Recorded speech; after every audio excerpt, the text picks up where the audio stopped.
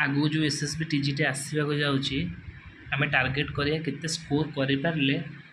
गोटे सीट निहाती अक्तियार करें जदि तुम मैंने देख प्रिवियस ईयर पीसीएम क्वेश्चन आसाला से मॉडरेट टाइप आसाला ना बेसी इजी थिला ना बेसी हार्ड थिला। पीसीएम फिजिक्स केमिस्ट्री इजी थिला एवं मैथ हार्ड थिला। पेडागोजी मॉडरेट टाइप थिला बा इजी टू मॉडरेट कहि परिबो। एटा मु कहूची प्रीवियस एसएसबी टीजीटी कथा कहूची।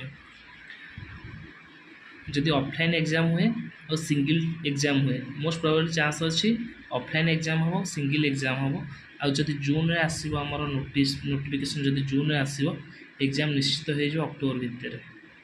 तार पोस्टिंग सी दे देबो नेक्स्ट जनवरी भितर बिफोर पंचायत इलेक्शन। तो मु टार्गेट करची यूआर एंड एसबीसी पिला कहूची जदि आमर 100टा सीट आसे धर फुल एडेड जदि न्यू एडेड सीट न आसे फुल एडेड बर्तमान अच्छी यूआर एसबीसी सीट मिसेकी बोधे 110टा खंड अच्छी 110टा खंड 100 कही आरथर कटअप जाता 104 कि एथर 110 प्लस टार्गेट करूँ आउ सेमती जदि यूआर एसबीसी जब न्यू एडेड मिसेकी 300 भाया आसे 95 प्लस टार्गेट करूँ और जो 400 प्लस आसे 90 प्लस एंड मोस्ट आपण मैंने 110 प्लस टार्गेट करूँ जदि आप एसएसबी टीजीटी गोटे सीट नापी चाहते।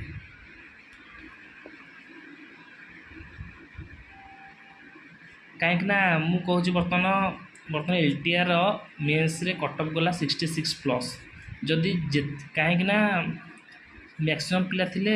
कॉम्पिटिटिव पिला मु निजे आछि पिला 85 रखछन्ती प्रीलिम्स रा मेन्स रे 50 भी क्रॉस कर पार ना मु निजे रखिथिली 61 रखिथिली चारि केता 65.75 बोधे कटअप जाइथिला हमर एससीबीसी जाइथिला कटअप जाइथिला 65.75 तो किछि फैक्टर काम करते जोटा 66 प्लस जाइथिला मेन कथा होछि प्रीलिम मैक्सिमम कॉम्पिटिटिव पिला जाइथिले मेंस को सेने पारि नाहंती किंतु एथर अलग सिचुएशन एथर बहुत माने जो माने मेंस में बहुत स्ट्रांग छुआ माने उल्लेबे डायरेक्ट सिंगल एग्जाम हेले तो तांको ऑब्वियसली तांको कटअप अधिक रहबो मु कहूँ जी 110 कटअप माने हाई स्कोर 150 रु 185 ना से 115 भी जाओ ना कहीं 5 मार्क भितर 100टा पिला रहि जिवे से 5 मार्क भितर 100टा पिला रहि जिवे।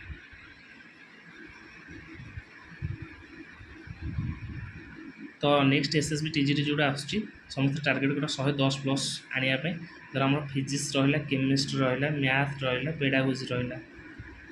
गोटे क्वेश्चन को 1.5 गोटे नेगेटिव को 0.5 आम टार्गेट रोचे